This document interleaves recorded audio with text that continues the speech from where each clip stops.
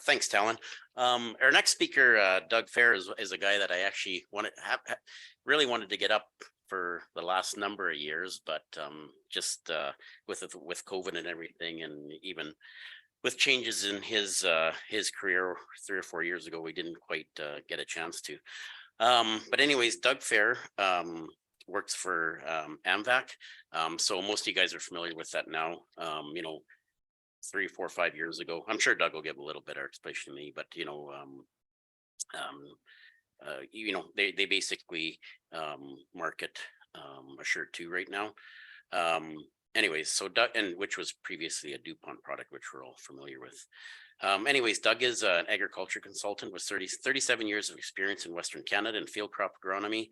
Doug obtained his Bachelor of Science in Agriculture degree, soil science, from the University of Manitoba in 1982.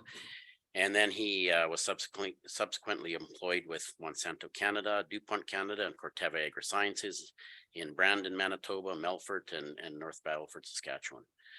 Doug completed his private industry experience with DuPont and Corteva a couple of years ago as a technical sales agronomist.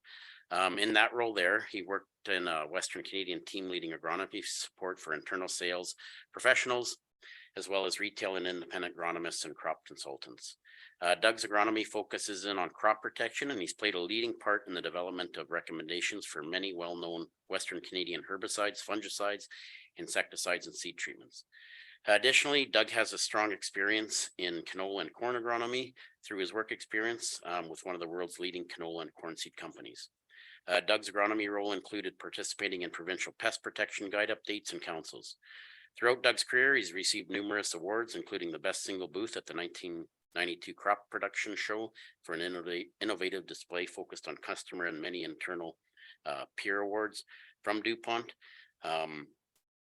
And in 2008, Doug was one of the 8 North Americans awarded membership in the Global DuPont Sales Leadership Council. And in 2012, Doug received the Distinguished Agrologist Award from Saskatchewan Institute of Agrologists. Doug retired from full-time employment with Corteva Agri-Sciences in the spring of 2019. And again, now does contract work for AMVAC.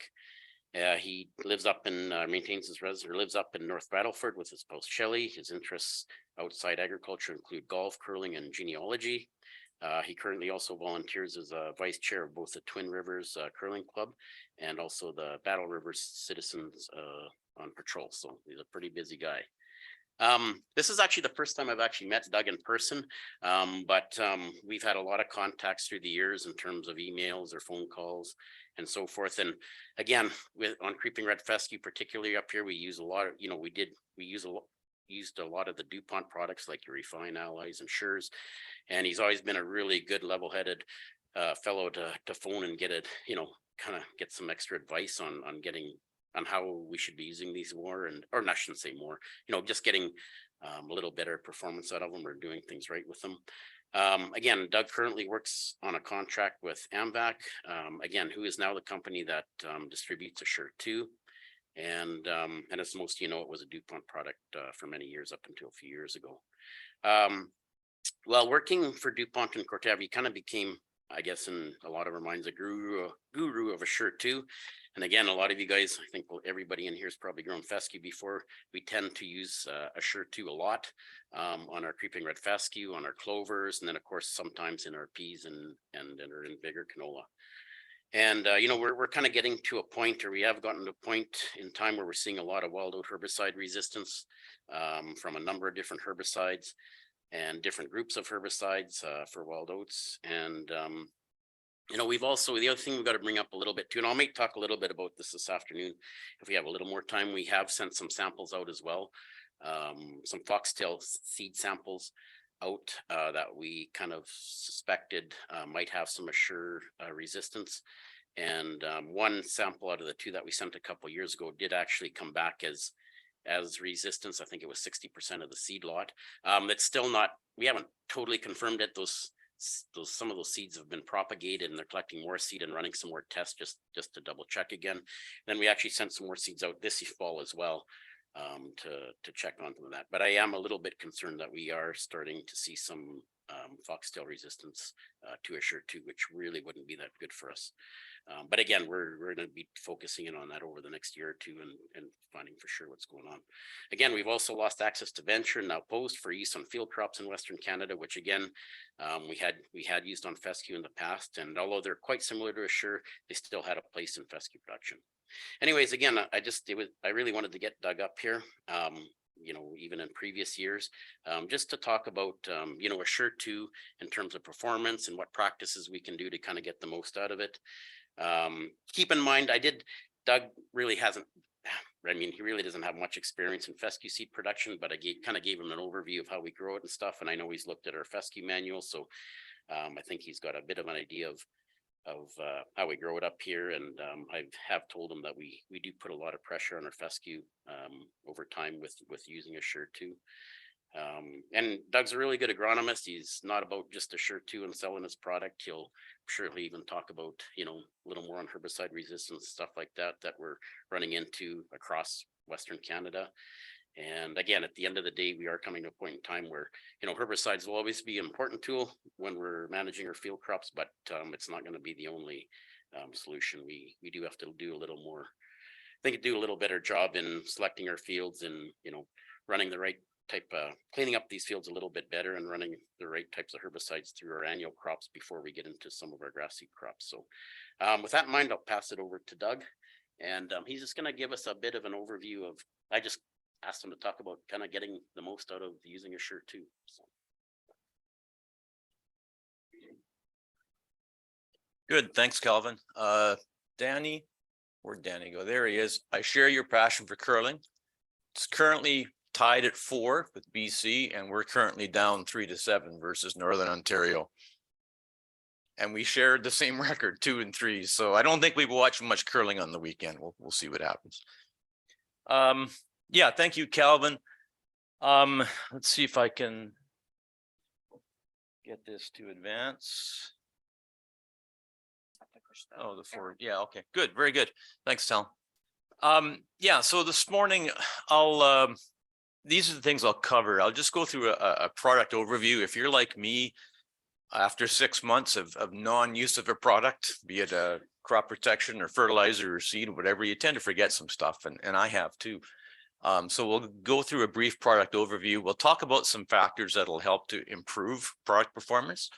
We'll talk about sprayer setup, and I'll come to why in a bit. Talk a bit about tank mixing risks and hopefully some opportunities, and finish around managing resistance, because resistance across the West, across the world, is a huge issue and it's becoming a limitation in agriculture. So very quickly, Assure has been around since 1991. The product was initially introduced as Assure. It was changed a couple times in terms of the active ingredient and the surfactant. I had the fortune of doing research trials with Assure in southern Manitoba, and it was a pretty exciting product back then, and it still is now, but we have some issues we have to deal with, as Calvin alluded to. It is a Group 1 product, which is probably one of the biggest groups of herbicides. Of course, it's a grass product. And within the Group 1s, there are 3, let's call it subgroups. So the FOPs, the DENs, the DIMs, where the name FOP comes from, Assure is Quizalofop. Horizon, you may be familiar with if you're growing wheat, that's Clodinafop. There's a few other FOPs out there. The Post is Cefoxa DIM, so it's a DIM product. Achieve, if you're, I'm sure some of you guys have used Achieve in forage crop production before, that'll be Tralcoxa DIM. So again, there's 3 different subgroups, which makes a little bit of difference, but not really a big difference when it comes to resistance. In terms of grass weeds registered, certainly they're in annual grasses, the wild oats, the foxtails, barnyard grass, the volunteer crops. The one that Assure is probably best known for, or ones I should say, would be foxtail barley, southern Saskatchewan Japanese brome, southeastern Alberta downy brome, and across Canada quackgrass. Not as good as Roundup, but pretty close to what Roundup is on quackgrass. And then there's some eastern grassy weeds listed there. Assure does not have any activity on broadleaved plants except on perhaps soybean or sunflower, where you might see a little bit of minor leaf spotting, but it really doesn't cause any harm to broadleaf plants. We have an agronomist in Meadow Lake, Saskatchewan, that uses it in his poplar plantations. I don't think it's registered, so I didn't mention that. It's got very, very good crop safety to the crops that it's registered on. And let's see if I can. Okay, well, the very bottom line is it says it's not registered for pre-seed. I don't know if that's a Freudian thing, but we get that is a very, very common question. Can I use Assure for foxtail barley as a pre-seed? It is not registered. So I want to be kind of emphatic about that. Yes. Like, where did that come from? Because it was like 10 years ago. Like, did DuPont ever do any work with that, or? Sure. So the question was, where did the thought of using Assure as a pre-seed come from? And where it came from, I believe, Calvin, is that some growers were having issues with getting good control of foxtail barley, specifically in a pre-seed burn-off with glyphosate. And good, thanks, Tom. Yeah. And I'll suggest, I think the reasons for that is, number one, they were using too low of a rate of glyphosate. So if you're going to use glyphosate as a pre-seed, it's a good product for use pre-seed to whatever crop. You've got to use at least 360 grams active. So that's the old 1 liter formulation. So at least 360 grams active per acre. You've got to have good water quality. So if you've got hard water, find a different water source or amend it with a liquid nitrogen fertilizer, or there are some other additives in the marketplace. And thirdly, and this will sound counterintuitive to glyphosate, but you want to get your drop size down a little bit without causing drift. And I'll talk to that in a little bit because it also applies to Assure. And you want to use more water, which is counterintuitive to glyphosate. If you've got poor quality water, don't use more water, use less. But if your water is of good quality, you want to get good droplet retention and good coverage, because foxtail barley, as you know, is a skinny little leaf that tends to sit upright, and it's harder to get the drops to stick in contact. No different than Assure, and I'll show you some research work on that. Whoops.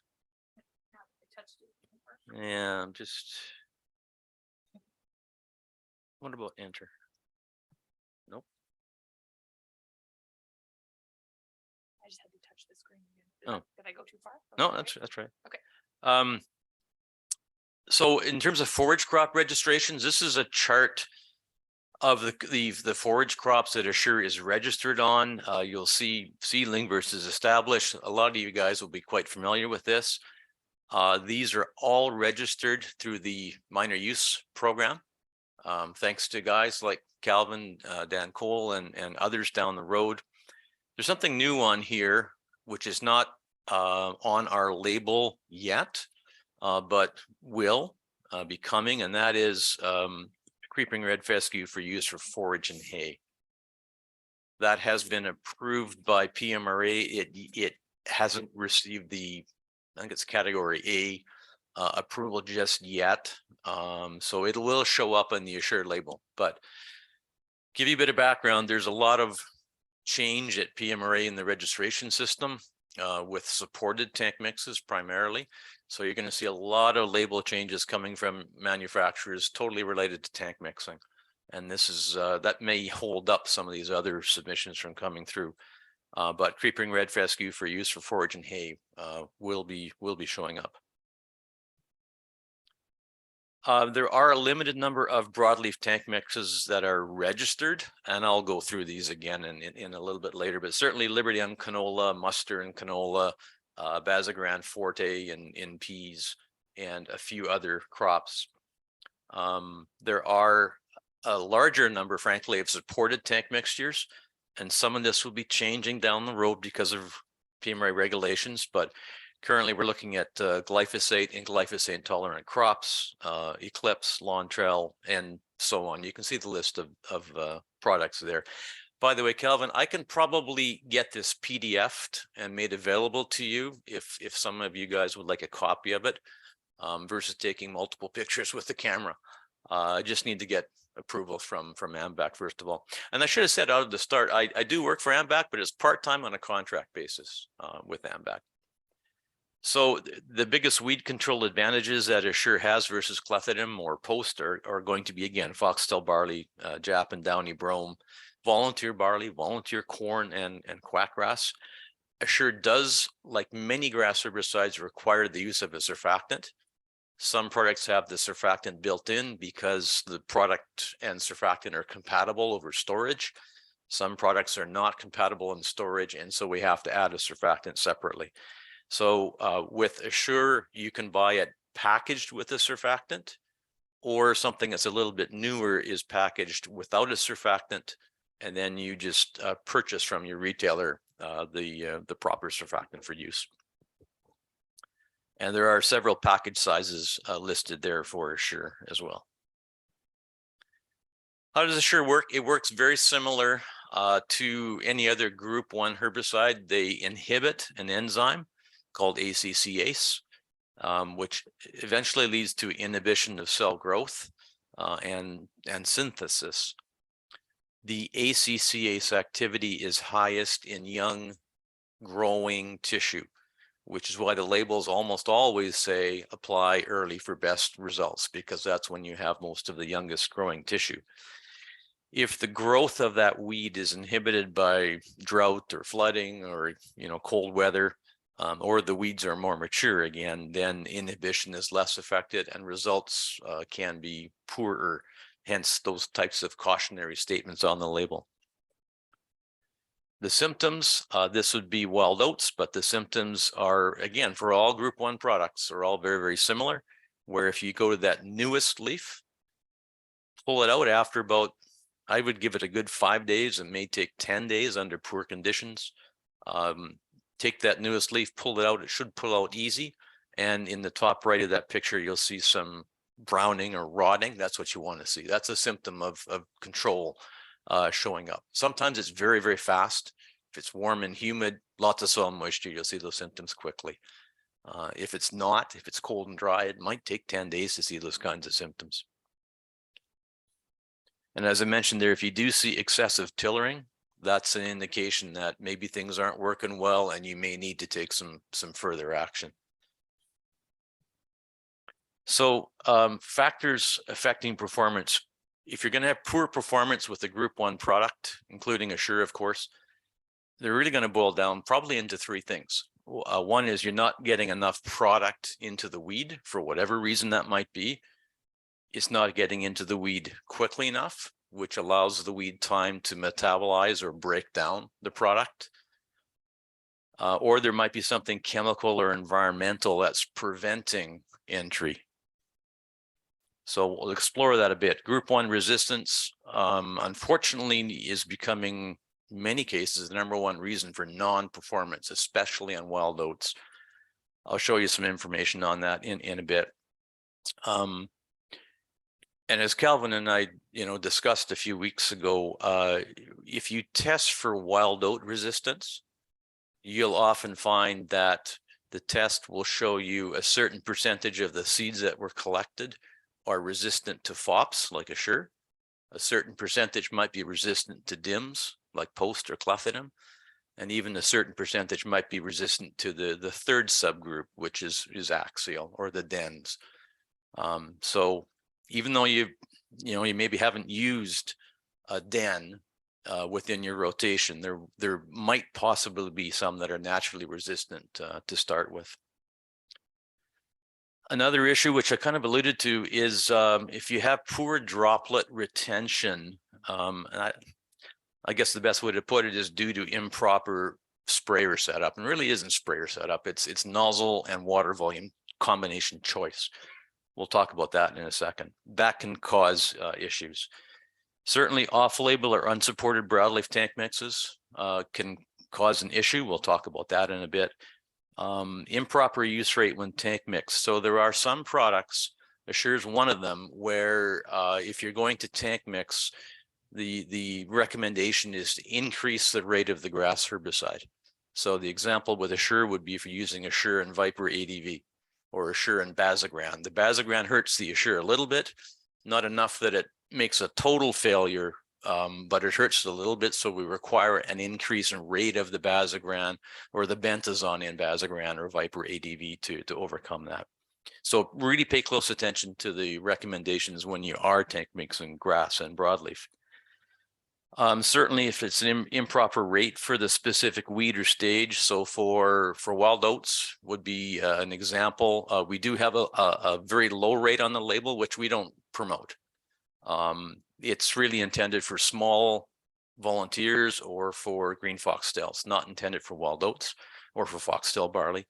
But if you were to use that very low rate for the wrong weed, like any product, again, you might have poorer results.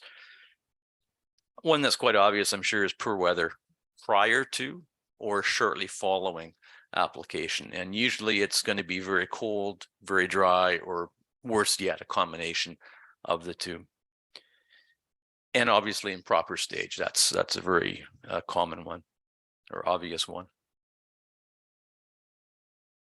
This is something you won't see in the literature, in the product literature. But I find it helpful to explain choice of rate and also how to diagnose performance. So what it shows is that on the left-hand side of the screen, you'll find that wild oat is probably the least sensitive, relatively speaking, to Assure, and green foxtail probably the most sensitive. The way I like a farmer put it to me a few years ago, so you mean I can screw up green foxtail and still get good control? Yeah, kind of. That's kind of what it means. So if you've got conditions that are going to cause poorer results, you'll get away with it most frequently on green foxtail, least frequently on wild oats. The volunteers are kind of in the middle there, and foxtail barley, there's an asterisk there because it's not an annual weed, it's a winter annual or perennial type weed. Foxtail barley, it's towards the wild oat side. So under cool weather, most grass herbicides perform pretty poorly under cool weather. Some grass herbicides do actually put a temperature restriction on their label. Achieve is the one that comes to mind on that. We recommend an application. We recommend applying not until it's at least 8 degrees Celsius. And what I would suggest is if it's 8 Celsius, but the high is only 12, that's probably not the best kind of weather to apply. So give it a day or two until you get at least 15 in the forecast. Application interval with broadleaf products. So this is basically straight off the Assure 2 label. If you're going to apply Assure 2 first and you plan on following up with the broadleaf herbicide later, because the timing works out best that way, then we ask you to wait a minimum of 24 hours to allow the Assure to get in, get it working, before you apply the broadleaf. So an example in this situation would be Bactrilem. Assure and Bactrilem are not tank mixable. The Bactril interferes with the Assure performance. So if it's a flax grower, for example, you could apply the Assure first, give it at least 24 hours, maybe 3 days if the weather's really poor, and then come back with the Bactril.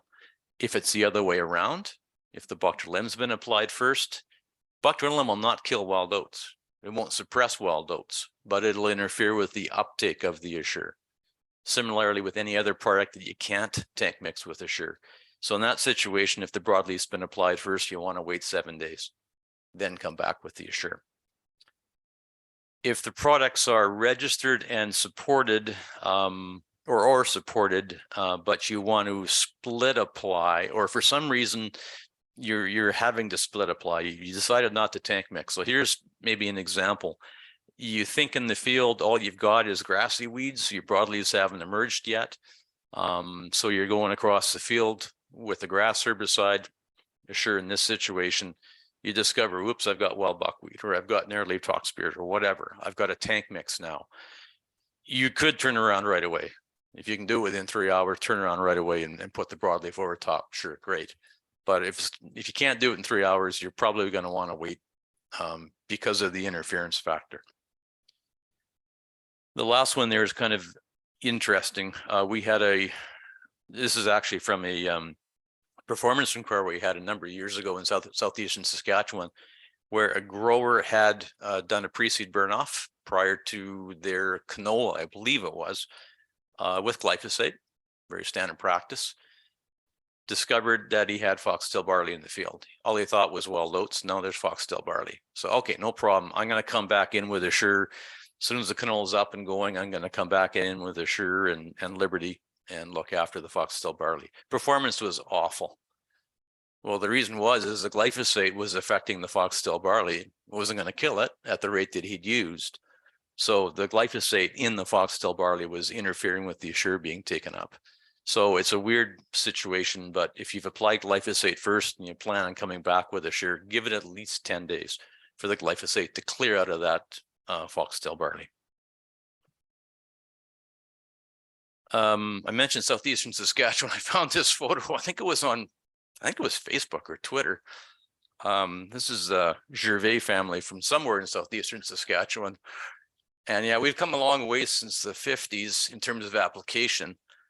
Quite frankly, from the 1950s to the 1980s, there was some improvement in spraying systems. But from the mid to late 80s to now, holy cow, has there been a change in application technology, from sprayers to GPS to nozzle choices and so on. So let's talk a bit about sprayer setup. There are things that you've got control over. Weather is not one of them. Sometimes you got to go when the weather's appropriate and push things, push limits, let's say. But around sprayer setup, you do have some choices. So this is a chart, very, very common chart. Got it from Sprayers 101. And what it shows along the left-hand side, left top corner, is 12 gallons of water with very fine drops. Conversely, along the bottom right, 4 gallons of water with extra coarse drops. Extra coarse or ultra coarse are really developed for dicamba. The dicamba soybean combination, as you probably heard, especially in the US, very prone to volatilization or drift. And they've had some issues with drift. So, you know, that choice of nozzle would be really appropriate for a soybean grower in the Midwest that's using dicamba. Not appropriate for grassy weed herbicides. That's the last thing you want to do, because what you're getting is very poor coverage. And you can see that on the water sensitive paper, but you're also getting very large drops, and very large drops on an upright target do not want to stick. Very large drops on a flat target like a wild buckwheat or a volunteer canola or perhaps a stinkweed, they'll tend to stick fairly well. So you can probably get away with coarser drops on a broadleaf weed than you certainly will on a grassy weed. So really what it is the interaction of water volume and droplet size that gives you coverage and retention. We used to always talk about coverage back in the days when it was 10 gallon, like an 8002 10-gallon nozzle and 10 gallons of water. All we preached was use 10 gallons versus 5. Well, now with the number of choices of droplet sizes and the ability to vary pressure, we need to consider all the factors. Let me show you some work that was done by Dr. Tom Wolf.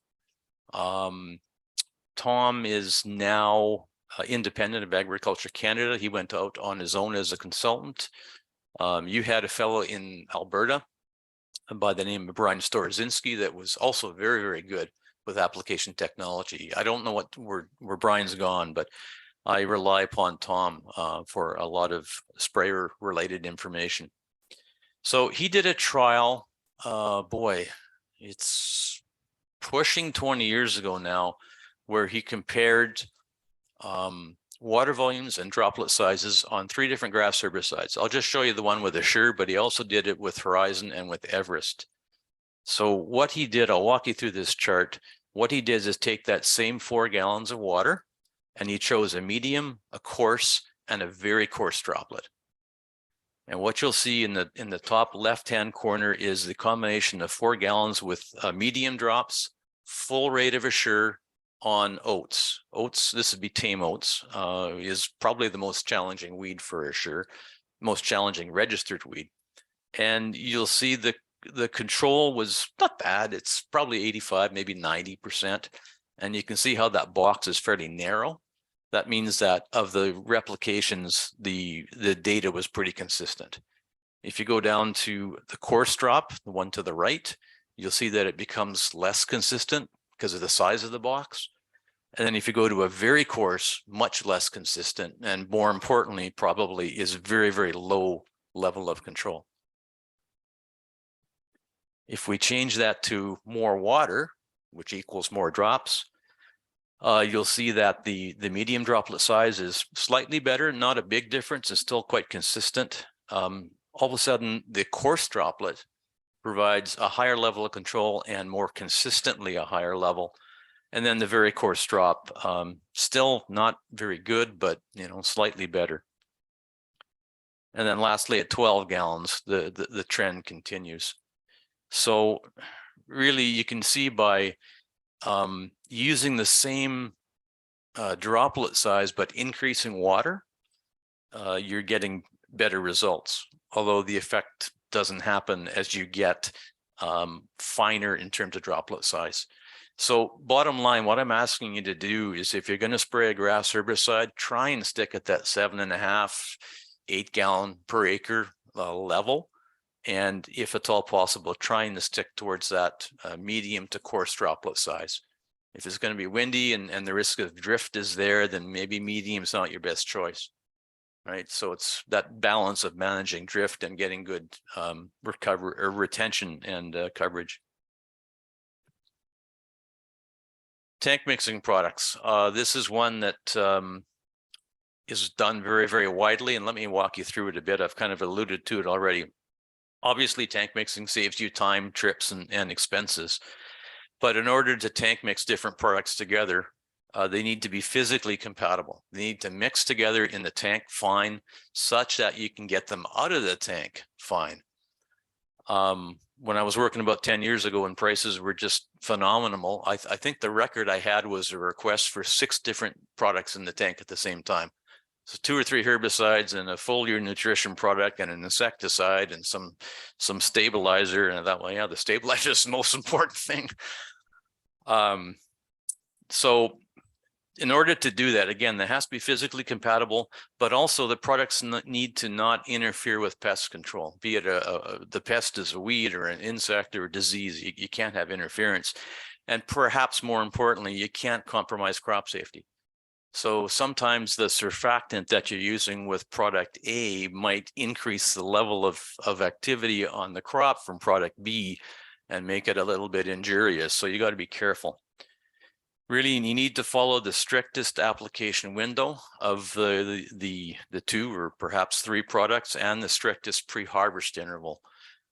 Perhaps less of an issue for the seed crops that you guys are growing and the purposes for which they're being used, but very important for a food crop, say chickpeas, for example, that's directly consumed. General rule of thumb when it comes to tank mixing is that a broadleaf partner, let's take Prestige as an example, will interfere with the grassy partner. Let's take Assure as an example. That's called antagonism. It's the fancy word for it. And usually the antagonism is due to the prevention of entry of the grass partner.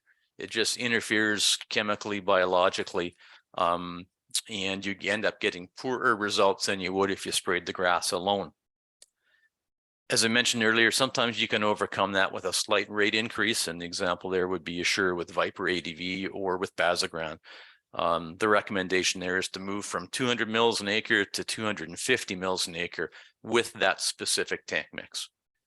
We tried doing that with buckler lemon flax, and it was really hit and miss. And we just ended up saying, no, don't even mix it. It can't be done consistently enough. So tank mix partners that are registered and or supported, fescue, both allied refine SG, but established fescue crops only.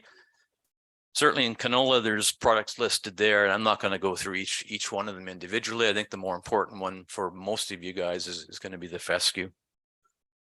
Perhaps more importantly is ones to avoid or be very cautious with. Generally, group 4 products, which is one of the biggest groups, unfortunately. So products like 2,4-D, MCPA, dicamba, fluroxypyr, clopyralid, most of those products are not tank mixable with Assure. They cause a reduction in grass control to Assure.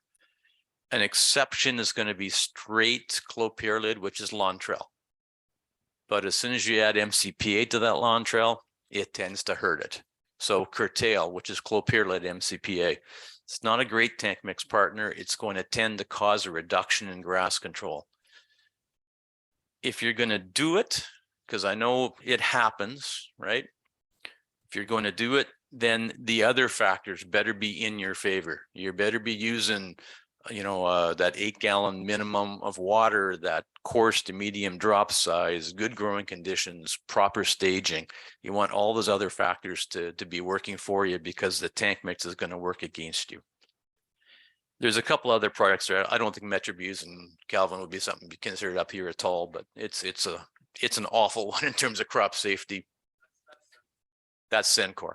Yeah, Sencor by itself in terms of crop safety isn't great, but the lentil growers in southern Saskatchewan that used to use Sencor and switched over to other products, now because of weed resistance are having to go back to Sencor. And bromoxynil or Buctril. The bromoxynil, especially with the MCPA that's in Buctril M, that tends to cause issues.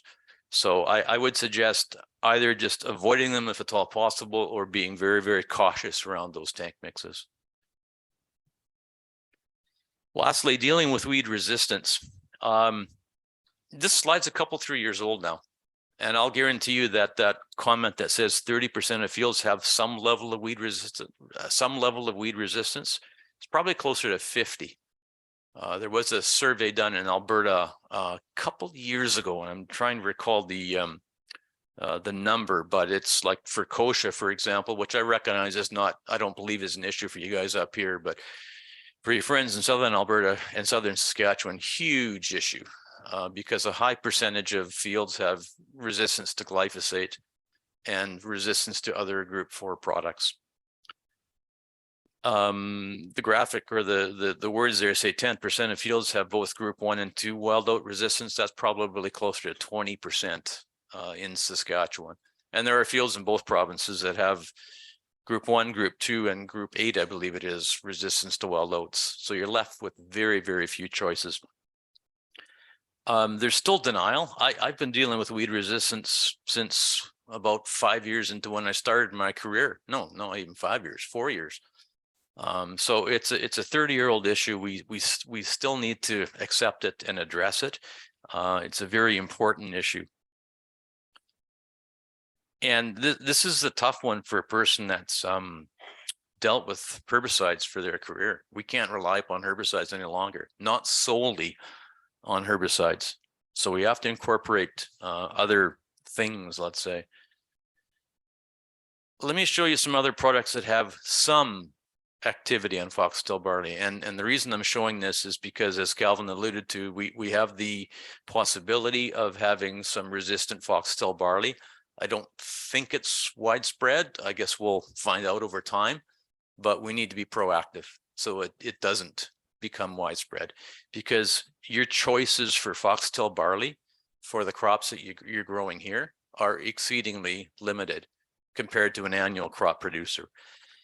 So up top there is thiacarbazone. People will know it as Varo or Velocity or Predicate. It's for use in spring wheat, winter wheat, and durum. That's it. Flucarbazone or Everest. Again, spring wheat, winter wheat, durum. That's it. And by the way, both of them are not registered on foxtail barley, but they have activity, some level of activity on foxtail barley. Olympus is another group 2 product, and it is registered for foxtail barley, but again, only in spring wheat and in durum. Peroxysulfone is one that Calvin and I were discussing before, and Calvin will be looking at. There is perhaps some potential for this active, maybe a little bit hard on fescue from what Calvin informed me this morning, but there may be some opportunities, certainly in the rotation crop, and probably peas would be the most likely. Peroxysulfone could be used as a pre-seed treatment prior to seeding peas. So it does give you a rotation option in a rotation crop year, but it might not be a choice for fescue. Clethodim, cethoxydim, that's post-select and so on. They're decent on foxtail barley, not as good as Assure. One's registered for control, one for suppression. Clethodim, of course, is hard on fescue, so it's not a recommended product. Glyphosate, that's a no-brainer. In that establishment year, if you're using pre-seed glyphosate, use it for foxtail barley, but use that 360 gram per acre rate minimum and try and do everything else right to make sure you get 100% control or as close to 100 as you can with the glyphosate. That tiafenacil is a new one. It's a group 14 product, comes from a company called Gowan. Brand name is Insight. So pardon the pun, but we'll gain some insight into the use of this product, perhaps this coming year. There may be an opportunity there. It's not currently registered in or pre-seed to forages. It's just wheat and others, and it is a pre-seed or pre-emerge product.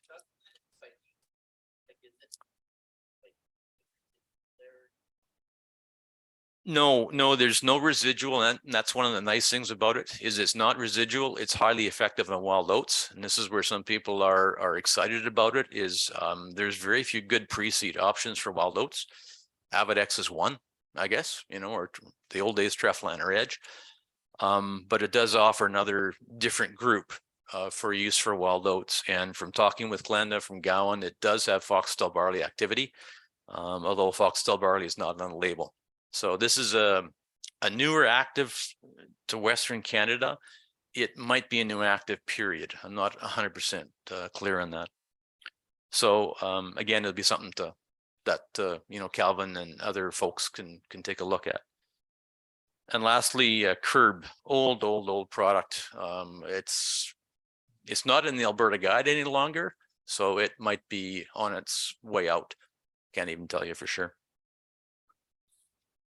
So I guess my message here, I shouldn't say I guess, my message is when you have an opportunity to control foxtail barley, do the best you can, because you don't have many opportunities in the crops and rotations that you folks are using. Lastly, again, we can't rely entirely on a herbicide solution, so we've got to use crop rotation, which comes with rotation of different herbicides. We need to tank mix. If we are going to tank mix, we're wanting to use multiple effective modes of action. And this applies, folks, to more than just foxtail barley. I've kind of focused on foxtail barley, but I believe the number is 25 weed species in Canada that we have resistance to. Everything from cleavers through stinkweed, through wild oats, through foxtail barley. And frankly, foxtail barley, to my knowledge, is the first one, probably first, if we do have resistance with Assure, it's the first time in North America that we have it. So it would be unusual, but the possibility is quite high. In terms of pre-seed weed control, most people use glyphosate. We got to start adding stuff to the glyphosate. There's still too many growers. I believe the number is something like 25% across Western Canada that are just using bare glyphosate. We got to tank mix something with it for weed resistance reasons. I'm not a fan of tillage. So I like to call it strategic tillage, because sometimes we need tillage for weed control reasons and for other reasons, but let's make sure it's strategic. Certainly, and this goes back to work 60 years ago. There are some crops that are more competitive than others. And certainly there are seeding rates that are more competitive than others. So, make yourself familiar with those different aspects and try and use those to your advantage to help from a weed resistance standpoint. And certainly you're already growing perennial crops, in some cases fall seeded cereals. Those are advantageous for helping deal with weed resistance as well. We could spend all day on weed resistance. That's not my intention today. That's all that I've got for you. So, if you have questions, I'll certainly, or further questions, I'll entertain those right now. Yep. Annual bluegrass, have you had any, annual bluegrass, if you had any experience with annual bluegrass and any solutions if you have had? Yeah, I wish I could say I do. I've seen it in fields in northern Saskatchewan, and it sure doesn't do much to it. I can't speak to glyphosate. I mean, I worked for Monsanto for 3 years, so pretty much any weed can be killed with glyphosate. It just depends at what rate. Beyond that, sorry, I can't offer any other solutions.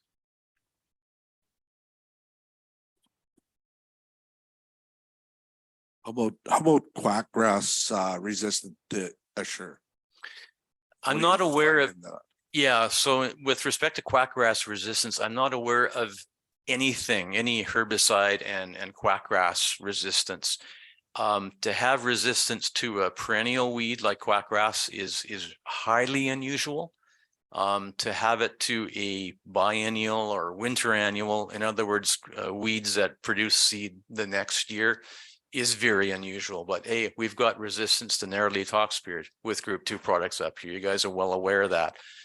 And that's unusual, but it can happen. But quackgrass, yeah, no. Okay, so we're talking more of an issue with timing of spray and stuff like that than if we're having control issues. Yeah, if you're having troubles with quackgrass control, it'll be timing or rate. One thing to be careful with, because I know you do some, or some of you guys do some tillage when you're rotating out. If you're going to till quackgrass and then turn around and spray it, that's maybe not a bad idea, because the flip side is spraying first and tilling later. Your quackgrass can become sod-bound, and the roots are not going to actively take in the glyphosate. So if quackgrass is an issue, you're probably better, and you're going to be using glyphosate, you're probably better to till first. Give it some time to recover, probably about a month or so of good growing weather to recover, and then nail it with the glyphosate. Yep.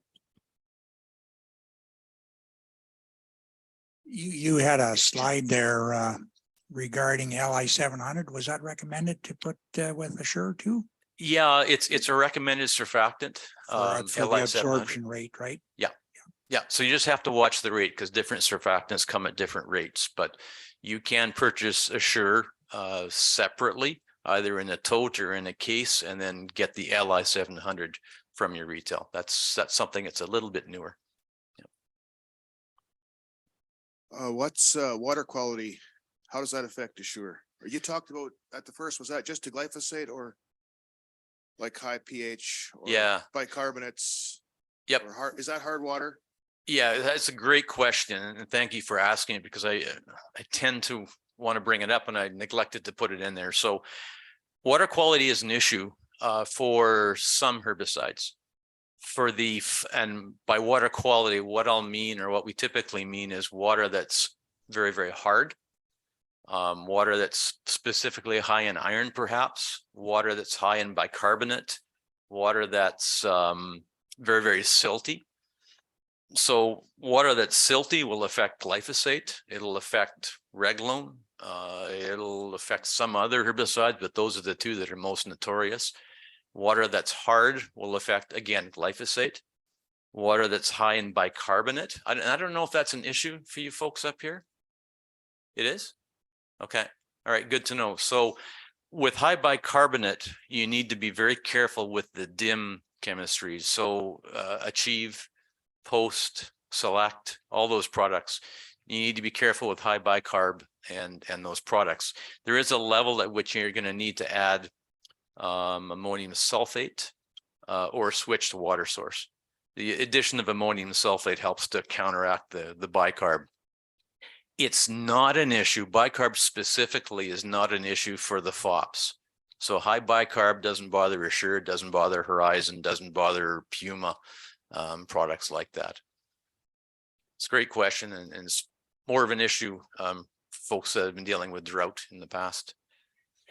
Hey Doug, I just had another, like, is there any, do you see any, this might be a tough one to answer, but is there any threat of us losing Assure too in Western Canada? Like, you know, we've kind of had Venture in the past and Post, and those are gone. And like, do you foresee anything that, you know, might come into play down the road? I hope not, because then I'm out of contract work, but no, I don't see that as an issue. The Venture issue was probably more based on some regulatory things. The Post thing is some regulatory stuff. Some of our customers are our worst enemies. Never say that about a customer, but some of them in the EU in particular, you know, cause issues. But as far as Assure goes, I believe we're okay, Cal. Yeah. What about pH of the water? If we drop the pH to say, let's 5 or 4.5, have you guys done? We've heard rumors that with Roundup and stuff, it really does a big improvement. But has that been done with Assure?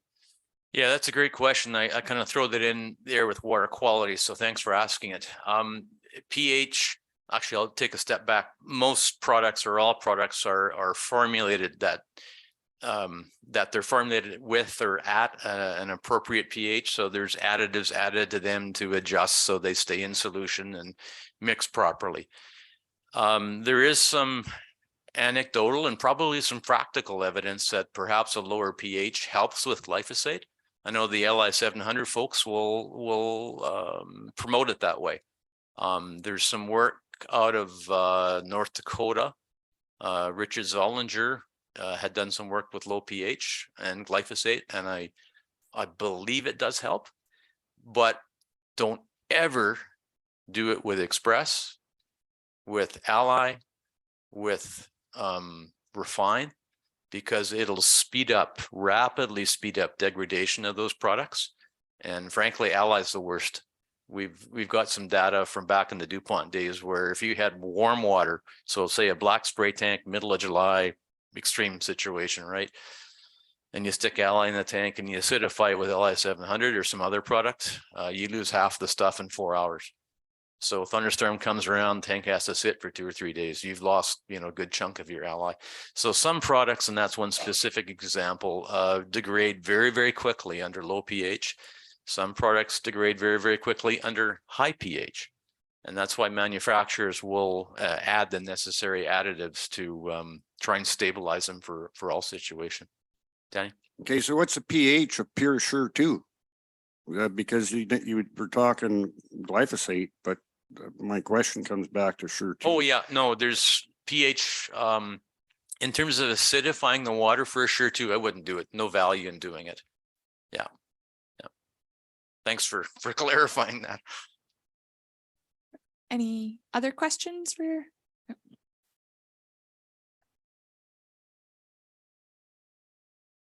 Just want to make a comment. I mean, ourselves, we grow grain and grass, and of course, foxtail barley inhibits, you know, grass production. But something I just want to share one story we had. We had one field that, just say it was mismanaged, or foxtail was getting away, and really we just did a poor job. But finally, like to the point where it would actually inhibit yield for sure on canola and wheat, pretty bad. But anyway, in 21, we had a dry year. Saw the foxtail. We did the pre-harvest roundup early, and you hope, cross your fingers, but in October I could tell it looked like it hadn't been affected, like the crop was off.